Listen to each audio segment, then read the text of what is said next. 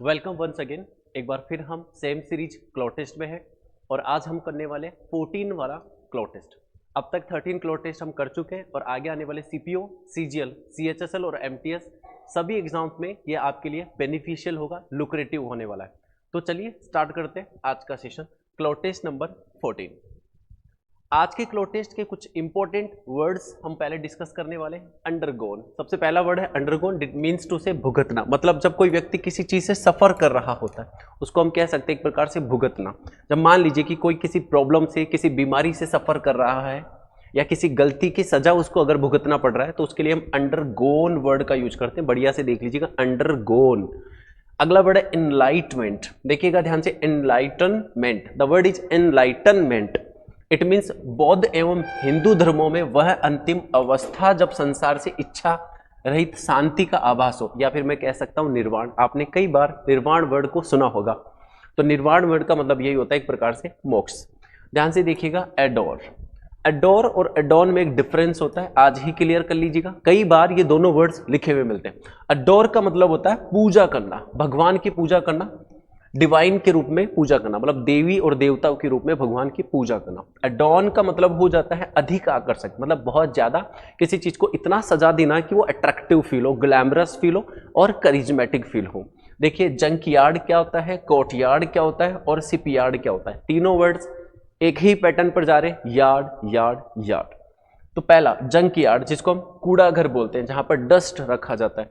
Court yard as usual, as always आंगन ही बोला जाता है। और शिपयार्ड होता है जहाज की मरम्मत करने का स्थान, जहां पर मेंटेनेंस का काम किया जाता है, स्पेशली शिप्स का। अच्छा, इसके अलावा एक और वर्ड होता है चर्च यार्ड, जिसको हम कह सकते हैं कब्रिस्तान, जो कि कहां पर बना हुआ हो, चर्च के ही आसपास बना हुआ हो या चर्च की ही लैंड पर बना हुआ जो यार्ड होता है। मतलब मैं कह सकता हूं इसको, स्पेशली कब्रिस्तान जो होता है उसको चर्च यार्ड के नाम से बोला जाता है। तो चलिए शुरू करते हैं आज का cloze test. This is for all of you everyone. तो मैं पढ़ना चाहूंगा एक बार, the monastery in Tawang. Tawang में एक मोनास्ट्री स्थित है, उसकी बात की जा रही है, और मोनास्ट्री का मतलब होता है मठ। Has recently undergone dash and bright paintings dash it walls, dances and ceremonial celebrations are held in the days, the most of which is held on the night of Buddha Purnima, the full moon on which the Buddha was born, dash enlightenment and died. To reach Tawang, you drive for 12 hours from Assam's Tejpur town, a major Indian forces base. The best seasons the visitor can choose for coming to Tawang is dash September to November. तो ये totally बताया गया है monastery के बारे में, जो कि तवांग में स्थित है। और ये इसके लिए पहला क्वेश्चन हो गया, जिसको हमने ऑप्शन में फिल करना है। तो चलिए फिर शुरू कर देते हैं आज का क्लॉ टेस्ट। तो यहां पर दिया गया है कि जो मोनास्ट्री है तवांग में इज रिसेंटली अंडरगोन, जो कि हाल ही में अंडरगोन की गई है। एक बार मैं फिर आपको बता दूं कि अंडरगोन का मतलब यहां पर क्या गया, भुगतना, मतलब सफर करना, मतलब ले लेना, अपने ऊपर ले लेना। तो किस चीज के लिए, undergone dash and bright paintings. अब देखिए ध्यान से सुनिएगा, एंड कंजंक्शन के बाद में जो ब्राइट पेंटिंग्स वर्ड लिखा हुआ है, ये पॉजिटिव सेंस वाला वर्ड है। और पॉजिटिव सेंस का अगर आपको एंड के बाद में वर्ड नजर आ रहा है तो ध्यान से देखिएगा, एंड के पहले भी कहीं ना कहीं पॉजिटिव सेंस का ही वर्ड आएगा।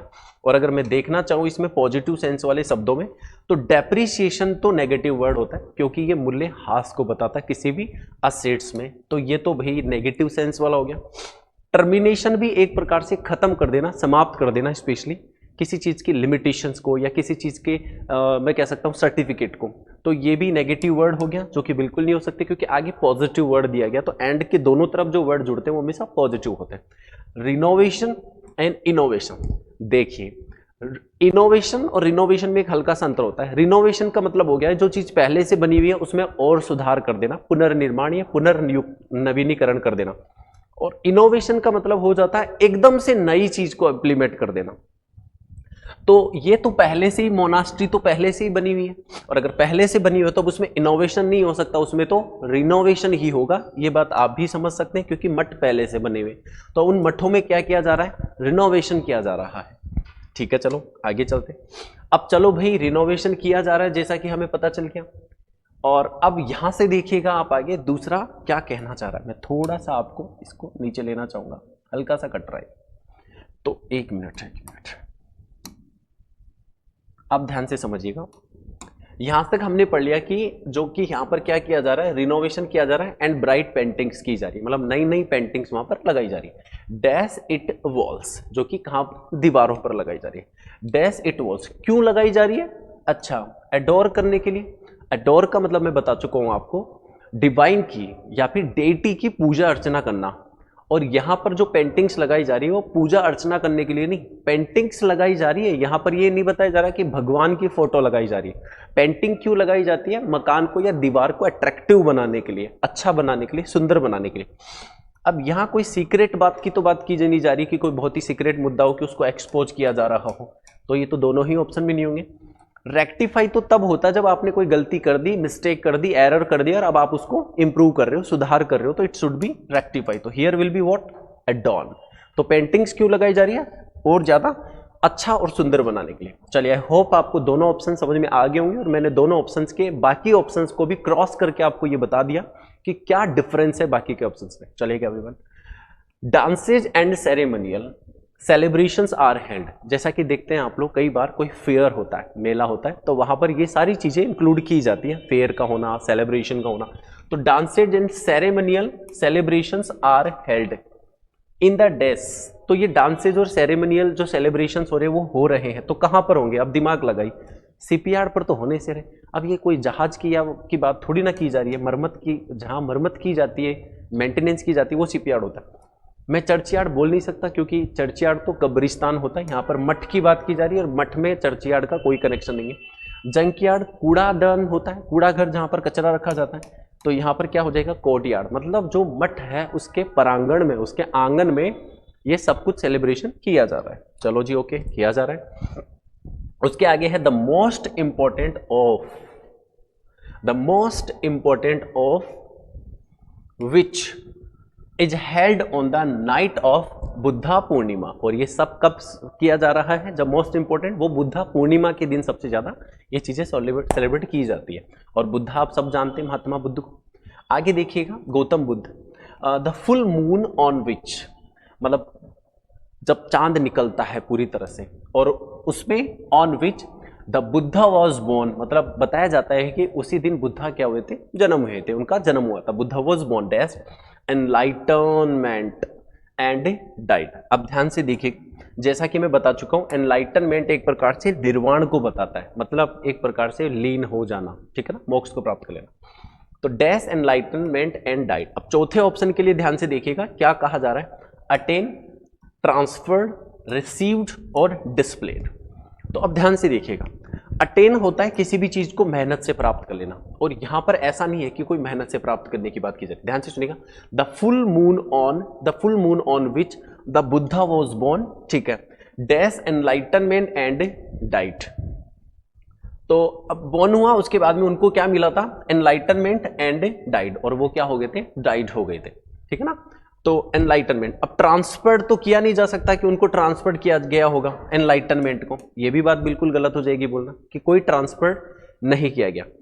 अब ध्यान से देखिएगा, एक minute, just a minute everyone. हाँ, फिर देखिएगा आप लोग, अब मैं कहूँ रिसीव्ड हुआ था उनको एनलाइटनमेंट एंड डाइड या डिस्प्लेड किया गया, तो यहां पर दिखाया गया, ये चीज बताई गई है कि उनको एनलाइटनमेंट और डाइड का क्या किया गया? डिस्प्ले किया गया इस मामले में, ठीक है ना। तो on which the Buddha was born and dash enlightenment and died. आगे देखिएगा, to reach Tawang you drive. चलो ये बात आगे हो गई है, तो मैं कह सकता हूं यहां पर रिसीव नहीं होगा, यहां पर क्या हो जाएगा?